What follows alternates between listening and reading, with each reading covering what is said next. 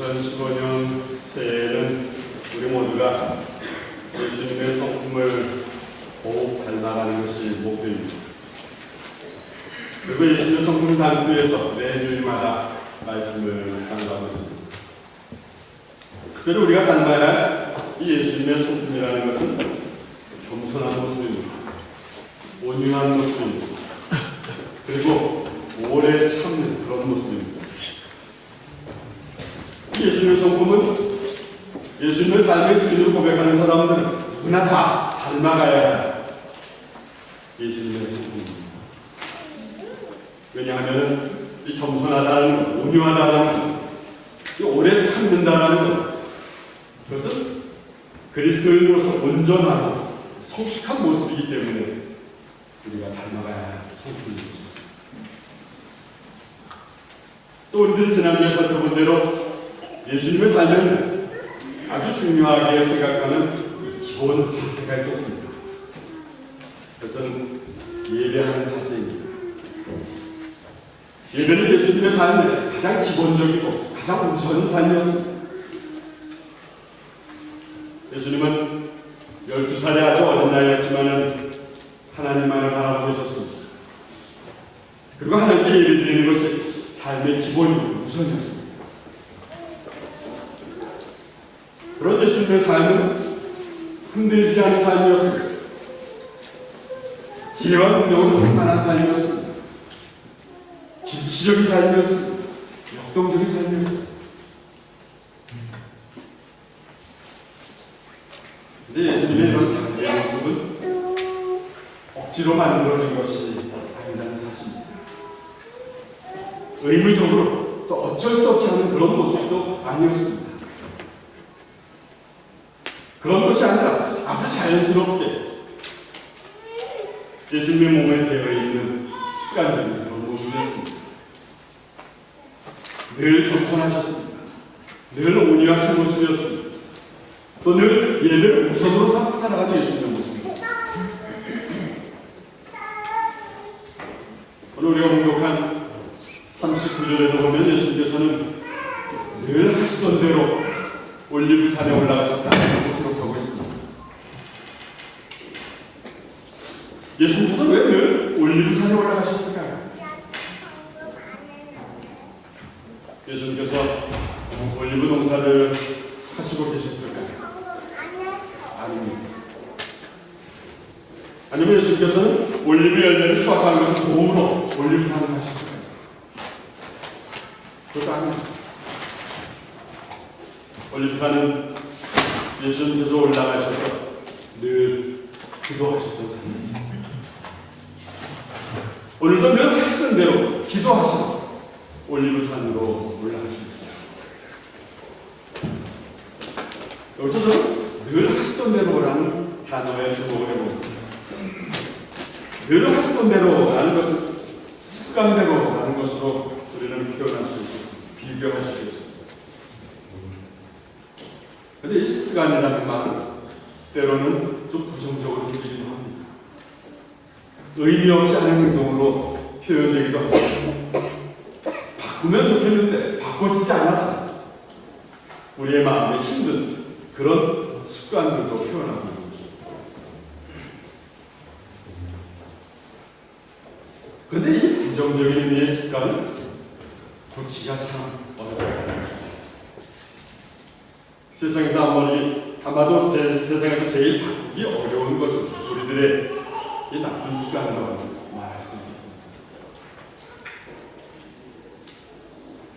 특별히 우리는 새해가 되면 이 나쁜 습관을 버리겠다고 결단합니다. 그런데 그것이 쉽지가 않습니다. 이 나쁜 습관을 버린다는 것은 버리겠다라는 결단만으로는 불가능하다는 것입니다. 버린다고 결단만 할 것이 아니라 새로운 습관을 받아들여야 하는 것입니다. 더 좋고 더 아름다운 습관을 받아들이고 우리의 삶에 익혀야만 하는 것입니다. 그래야지만이 나쁜 습관을 버릴 수 있는 것입니다. 그런 말이 있습니다. 생각의 씨앗을 뿌리면 행동의 열매를 맺게 됩니다. 생각만 하지 말고 행동으로 옮기는 것입니다. 또 행동의 씨앗을 뿌리면 습관의 열매를 맺습니다. 좋은 것들, 좋은 생각들, 행동으로 옮기면서 그 씨앗을 뿌리면 그것이 우리의 습관이 되는 것입니다. 좋은 습관이 된다는 것입니다. 그리고 좋은 습관의 씨앗은 좋은 성품을 얻고 살아가게 되는 것입니다. 그렇습니다. 여러분들 자녀에게 좋은 습관을 길러준다면 이 자녀 교육의 90%는 성공했다고 말할 수 있겠습니다. 좋은 습관이라는 것은 어떤 것입니까? 예를 들면 이런 것입니다. 일찍 일어나는 습관입니다. 규칙적으로 책을 읽는 습관입니다. 예습하고 복습하는 습관입니다. 또 다른 사람들 말을 잘 듣는 습관입니다. 남을 섬기고 봉사하는 습관입니다. 성경 말씀 매일매일 읽는 습관입니다. 예배를 잘 드리는 습관입니다. 기도하는 습관입니다. 이런 좋은 습관을 자녀들에게 잘 길러준다면 무엇을 더 우리가 기대할 수 있겠습니까? 오늘 본문에 보니까 예수님께서도 좋은 습관들을 가지고 계신 것을 우리는 한다고 그 중에 가장 두드러지는 것은 기도하는 습관이었습니다. 오늘 본문에는 예수님이 십자가를 지시기 전날 밤에 올리브산으로 기도하러 가는 모습이 기록이 되어 있습니다. 그런데 여기서 우리들이 주목하게 되는 것은, 주목해야 할 것은 예수님의 마음입니다. 예수님 특별히 십자가 때문에 기도하러 가신다라고 기록하지 않고 있는 것입니다. 오늘 본문 39절 전반절을 보시겠습니다. 같이 읽어봅니다. 예수님께서 예루살렘 밖으로 나가셔서 늘 하시던 대로 올리브산으로 가셨습니다. 가만히 보시기 바랍니다. 예수님은 특별한 일로 기도하러 가신 것이 아니라는 표현입니다. 예수님은 늘 하시던 대로 기도하러 가신 것입니다. 기도는 예수님이 늘 하시던 좋은 습관이라는 것입니다. 왜 예수님이 기도를 늘 하셨을까요? 우리 신앙의 선배들은 기도를 호흡이라고 표현하고 있습니다. 우리는 이 호흡을 일부러 하려고 노력을 해서 하는 것이 아닌 것을 우리는 고백합니다. 때로는 우리는 늘 숨을 쉬고 있지만 숨을 쉬는지도 느끼지도 못하고 늘 하는 것처럼 습관처럼 우리는 호흡을 하고 있는 것입니다. 그런데 이 호흡이 멈추면 어떻습니까? 호흡이 멈추면 우리는 죽게 됩니다. 그래서 호흡이라는 것은 생명이라고 표현하는 것입니다. 그래서 사도 바울은 고백합니다. 쉬지 말고 기도하라. 기도가 바로 우리 그리스도인들의 생명의 호흡이기 때문인 것입니다. 생명을 유지하려면 멈추지 말고 기도해야 한다는 것입니다. 예수님께서는 늘 하시던 대로 기도하시러 올리브산으로 올라가셨습니다. 그럼 예수님의 습관이 기도가 우리들에게는 어떻습니까? 여러분들에게는 어떻습니까? 기도가 여러분들에게도 호흡과 같이 늘 하는 습관으로 되어 있습니다. 중요한 것은 기도를 해도 되고 안 해도 괜찮은 선택 상황이 아니라는 것입니다. 기도는 우리가 사느냐, 죽느냐의 문제인 것입니다. 살고 싶으면 무조건 호흡을 해야 하는 것입니다. 살고 싶으면 기도해야 하는 것입니다. 그래서 기도는 여러분들이 늘 하는 습관이라는 것입니다. 그런데 오늘 본문에서 한 가지 중요한 사실을 우리는 또 발견하게 됩니다. 그것은 예수님의 기도하시는 습관은 늘 하시던 대로 하시는 것이지만 그 기도의 내용과 깊이는 상황에 따라서 달라진다는 사실입니다. 지금 예수님이 지어야 하는 십자가의 사건은 예수님의 생애 중에서 가장 큰 위기였습니다. 그런 큰 그 위기에서 예수님은 늘 찾으시던 올리브산으로 가십니다. 늘 기도하시는 곳으로 또다시 찾아가신 것입니다. 그런데 그날의 예수님의 기도는 평상시와는 완전히 달랐습니다. 본문의 44절의 말씀입니다. 같이 읽어봅니다. 예수님께서 복음으로 하시며 더 간절히 기도하셨습니다. 땀이 마치 핏방울처럼 땅에 떨어졌습니다. 지금 예수님께서 하신 기도는 늘 하시던 기도보다 더 간절하게 드리는 기도라는 표현입니다. 얼마나 간절했든지 땀이 마치 핏방울처럼 떨어질 정도였습니다. 우리가 살다 보면 보통은 대부분이 조용히 호흡을 합니다. 조용히 숨을 쉽니다. 숨을 쉬는지 안 쉬는지 느낄 수 없을 정도로 숨을 쉬고 살아갑니다. 그러다 때로 우리의 호흡이 거칠어질 때도 있습니다. 심하게는 숨이 막혀서 어찌할 수 없는 상황도 맞이하게 되는 것입니다. 이런 상황에서 우리 호흡은 얌전한 호흡으로는 가능하지 않은 것입니다. 거칠게라도 호흡을 해야 하는 것입니다. 가슴을 치서라도 호흡을 해야 하는 것입니다.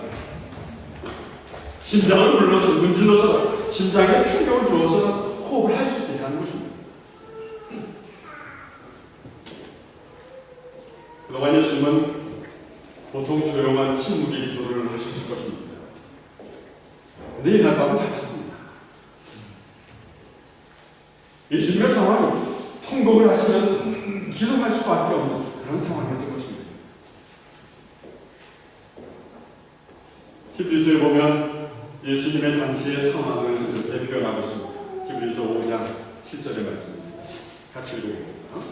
예수님께서 사람으로 계실 때 하나님께 기도하고 도움을 구하셨습니다.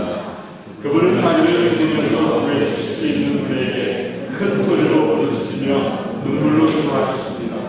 그리고 모든 것은 하나님께 맡기고 순종하심으로 하나님의 은혜를 받으셨습니다. 그렇습니다. 침묵이 필요할 때는 침묵으로 기도하죠. 그러나 부르짖는 기도가 필요할 때는 부르짖어서 기도해야 하는 것입니다. 눈물의 기도가 필요할 때는 눈물로 드리는 기도를 해야 하는 것입니다. 구약 성경에는 우리가 잘 아는 히스기야 왕의 기도가 기록이 됩니다. 히스기야 왕은 병이 들어서 죽게 되었을 때 통곡을 하면서 기도합니다. 열왕기하 20장 3절의 말씀입니다. 같이 읽어봅니다. 여호와여, 제가 언제나 마음을 다하여 여호와께 복종하고 여호와께서 보시기에 옳은 일을 한 것을 기억해 주십시오. 기도를 하던 히스기야 그렇습니다. 눈으로 가만히 보시다 마음을 다해서 하나님을 섬겼습니다. 정성을 다해서 하나님을 섬겼습니다. 그런 히스기야에게 죽을 병이 생긴 것입니다. 하나님 보시기에 옳은 일을 행하는 히스기야에 죽을 병이라는 것은 견딜 수 없는 것이었습니다. 그래서 오늘 통곡을 하면서 하나님께 기도를 드리고 있습니다. 근데 참 놀랍게도 히스기야는 이런 기도를 드리고 난 다음 선지자 이사야를 통해서 바로 기도의 응답을 받습니다. 20장 5절의 말씀입니다. 같이 읽어봅니다. 내 조상 다윗의 하나님 여호와께서 이렇게 말씀하셨다. 내가 내 기도를 들었고 내 눈물을 보았다. 그러므로 내가 너를 고쳐주겠다. 지금부터 3일 안에 너는 여호와의 성전으로 돌아갈 것이다. 우리가 잘 알고 있는 말씀입니다. 하나님께서는 히스기야의 간절한 기도를 들으셨습니다. 히스기야의 간절한 통곡의 기도를 들으시고 위기를 극복하게 하신 것입니다. 그래서 히스기야 왕의 죽음을 연장시켜 주시는 양일을 걸어준 것입니다. 그렇습니다. 우리의 간절한 기도라는 것은 우리의 위기를 극복하는 능력이 될 것입니다. 기도는 예수님께도 올라온 우리에게도 위기를 극복할 수 있는 능력이 되는 것입니다. 오늘은 특별히 2015년 만행하는 교회에 하나님의 일을 위해서 세워진 임직자들을 헌신하면서 예배를 드리고 있습니다. 그러면서 이런 질문을 해봅니다. 하나님의 일들을 이제 앞으로 어떻게 감당할 것인가? 우리 입직자들은 마나의 단교의 전통에 따라서 직분을 받는 분들입니다. 이분들은 하나님을 사랑하고 교회를 사랑하는 분들입니다. 이분들은 신앙도 있고 믿음도 있고 행정 능력도 있는 분들입니다. 그리고 이분들은 무엇보다도 우리 마나의 하나님을 잘 알고 있는 분들입니다. 그런 영시자들이 올 한해 하나님의 일을 어떻게 감당할 것인가 질문할 때 저는 특별히 오늘 본문을 통해서 해답을 얻고자 합니다. 예수님의 예수입니다. 예수님은 하나님이 맡기신 일들을 감당하셨던 분입니다. 예수님의 일생은 하나님의 일을 위한 일생이었습니다. 이거 과언이 아닙니다. 그런 예수님께서는 하나님의 일들을 어떻게 감당해 나가셨습니까? 복음서를 살펴보면 예수님은 하나님의 일을 기도하면서 잘 감당하셨습니다. 예수님은 공생의 처음 시작을 광야에서 40일 금식기도 하면서 시작하셨습니다. 예수님은 제자를 선택하기 전에 밤을 새워서 기도하셨습니다. 예수님은 제자를 훈련하시고 세상에 보내시고 또 산에서 기도하셨습니다. 또 예수님은 하루 종일 동네를 다니면서 하나님의 나라를 가르치시고 병을 고치시느라 지치셨지만 다음날 새벽 한적한 곳에 나가서 기도하셨습니다. 기도하시면서 언제 어느 동네 가서 복음 전하고 계획하시고 결정하셨습니다. 예수님은 물고기 2마리와 보리떡 5개로 5,000명을 먹이실 때도 기도하시고 시작하셨습니다. 또 예수님은 죽은 나사로를 살리셨습니다. 죽은 나사로를 통해서 사람들에게 부활의 사실을 증명하시고 죽어서 있는 무덤에 묻힌 나사로의 무덤 앞에 서서 기도하셨습니다. 그리고 나사로를 이렇게 세우십니다. 나사로야 나오너라.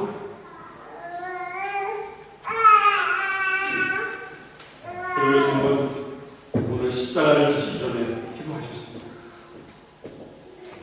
땀이 마치 핏방울처럼 떨어지고 간절히 기도하신 것입니다.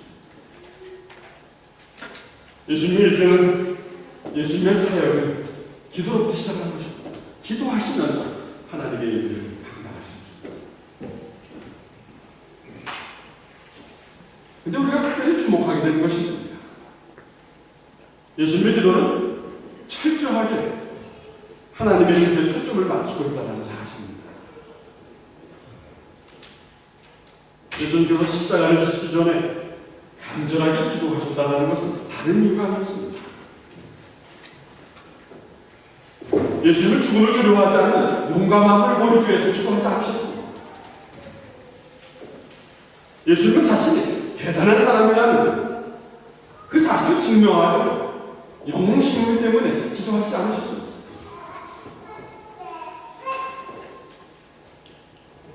예수님은 사실 인간적인 마음으로는 십자가를 지는 것이 두려웠습니다.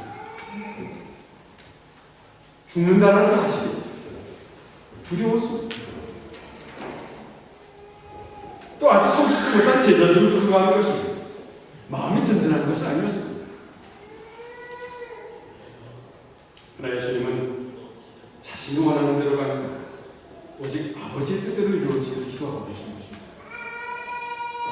제 뜻대로 되게 하지 마시고 아버지의 뜻대로 이루어지게 하십시오.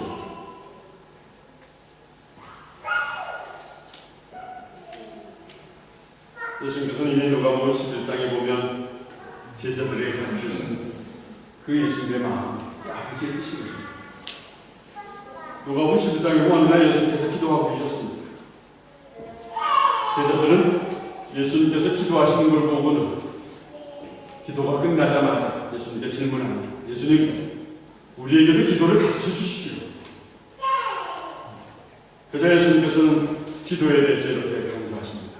누가복음 11장 2절에 말씀입니다. 같이 읽어볼까요? 너희는 기도할 때 이렇게 하여라. 아버지여, 아버지의 이름이 거룩하게 여기를 받으소서. 아버지의 나라가 거룩하소서. 기도를 하면서 아버지의 이름이 거룩하여지고, 기도를 하면서 아버지의 나라가 오게 한다는 그것은 아버지의 뜻을 이루는 것이라는 거죠. 기도는 나를 자랑하는 것을 목적으로 하는 것이 아니라는 것입니다. 기도는 내 이름을 드러내는 것을 목적으로 하는 것이 아니라는 것입니다.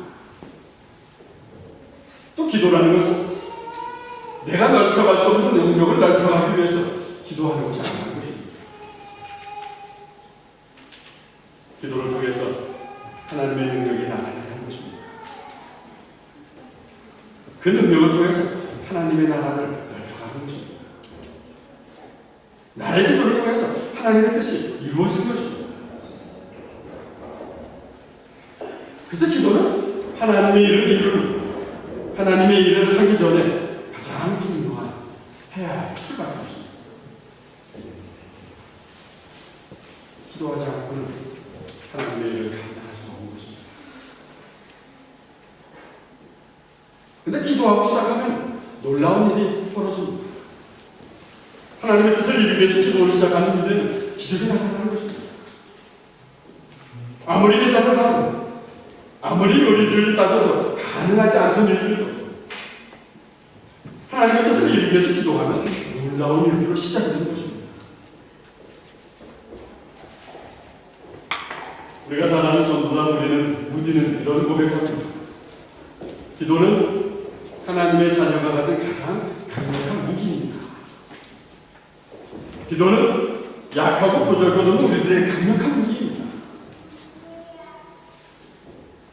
기도가 우리의 가장 강력한 무기라는 것이 여러분들 마음 가운데 와닿습니다.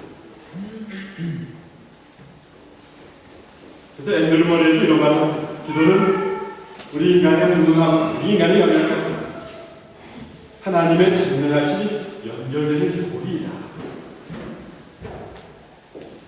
그렇습니다. 기도는 하나님의 일을 감당할 때 나타나는 우리의 연약함들, 이 연약함들을 하나님의 능력으로 들어가게 하는 열쇠가 됩니다. 우리의 문제들, 우리의 연약함을 털어주는 열쇠가 되는 것입니다.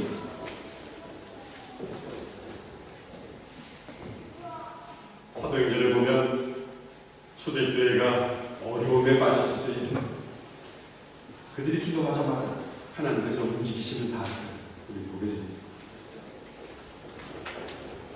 예수님이 십자가에 돌아가셨을 때의 제자들은 두려웠습니다. 두려워서 어디론가 도망갔습니다. 두려워서 다락방에 숨어 있었습니다. 그들은 두려움에 기도하기 시작을 합니다. 그들이 기도하자마자 성령이 그들에게 임합니다.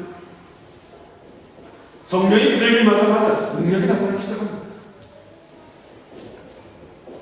능력이 나타난 베드로가 복음을 전합니다. 이 복음을 듣고 사람들의 마음이 움직여지기 시작합니다.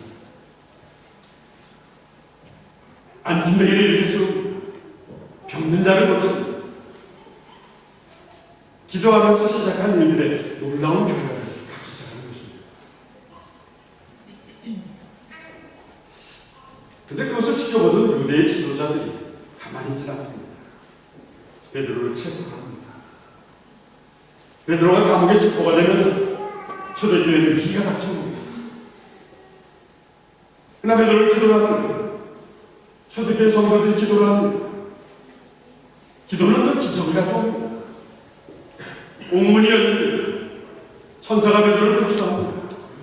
그래서 교회는 또 튼튼하게 세워져 가는 것입니다. 그러니까 초대교회의 길이라는 것은 하나님의 기적을 맛볼 수 있는 기회로 사용된 것입니다. 위기가 닥쳐와서 기도할 때마다 승리를 주신 것입니다. 이 초대교회의 역사가 우리 만나님교회 32년 역사와 똑같은 것입니다. 교회에 위기가 닥쳐올 때마다 우리 기도했습니다. 끼니 금식하며 연결하며 기도했습니다. 그럴 때마다 하나님께서는 움직이셔서 문제들, 어려운 것들을 풀어주시는 하나님이십니다.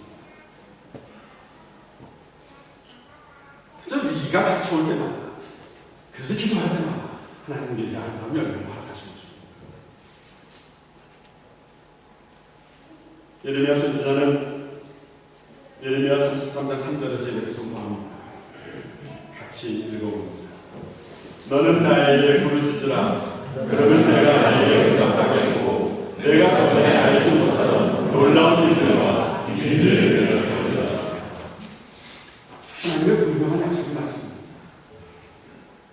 하나님께 부르짖으면 하나님 반드시 응답하는 분이시라는 사실. 우리가 부르짖으면 전에는 알지 못하고 전에는 깨닫지 못했던 놀라운 것을 함께 하신다는 것입니다. 우리가 부르짖으면 전에는 연약하고 전에는 힘이 없어서 할 수 없었던 것을 하게 하시는 하나님의 사실. 하나님의 분명한 약속이 맞습니다. 사랑하는 성도 여러분, 임직자 여러분, 우리 만약한 교회도 이 기도의 능력을 믿고 기도하면서 하나님 원하시는 일들을 감당해 나가는 사람들을 찾고 있습니다. 그리고 올해는 바로 여러분들을 선택하셨습니다. 근데 여러분들이 명심해야 할 것이 있습니다. 하나님이 일이라는 것은 사람의 꾀로 하는 것이 아닙니다. 하나님이 일이라는 것은 사람의 재주로 하는 것이 아니라는 것입니다. 또 하나님이 일이라는 것은 우리의 열정을 드리는 것도 아니라는 것입니다. 먼저 기도로 준비하는 사람들, 그 사람들을 하나님 찾으신다는 사실입니다. 늘 하는 대로 기도하는 사람입니다. 쉬지 않고 기도하는 사람입니다. 마음이 높아져서 교만하지 않고 늘 하나님께 내려놓으면서 기도하는 사람입니다. 내 뜻이나 내 능력이 아니라 하나님의 뜻을 구하면서 기도하는 사람입니다. 올 한 해 만왕의 하나님의 하나님의 일을 먼저 기도하면서 하나님의 뜻대로 감당한 저와 여러분이 주님이 축원합니다. 기도하겠습니다. 사랑의 주님, 사랑하는 성도들이, 오늘 특별히 임직자들이 하나님의 일들을 감당하기 위해 기도로 시작하신 예수님의 모습을 묵상하면서 도전을 갖게 하신 감사를 드립니다. 늘 하시던 대로 기도하신 예수님의 모습이 우리의 기도하는 삶이 있기를 소망합니다. 주님, 기도의 능력을 믿고 기도하면서 하나님의 뜻을 발견하기를 소망합니다. 전에는 상상할 수도 없었던 크고 비밀한 일들을 기도하면서 깨닫기를 소망합니다. 그래서 하나님의 일들에 마음을 다해서 섬기는 저희들이도 성령으로 역사해 주시옵소서. 직분자로서 올 한 해 하나님을 사랑하고 이웃을 사랑하고 가정을 세우고 공동체를 세우는 일들에 저희들을 세우셨사오니 기도하면서 이 일들이 마음 정성을 다하도록 성령으로 도와 주시옵소서. 예수님의 이름으로 기도드렸습니다.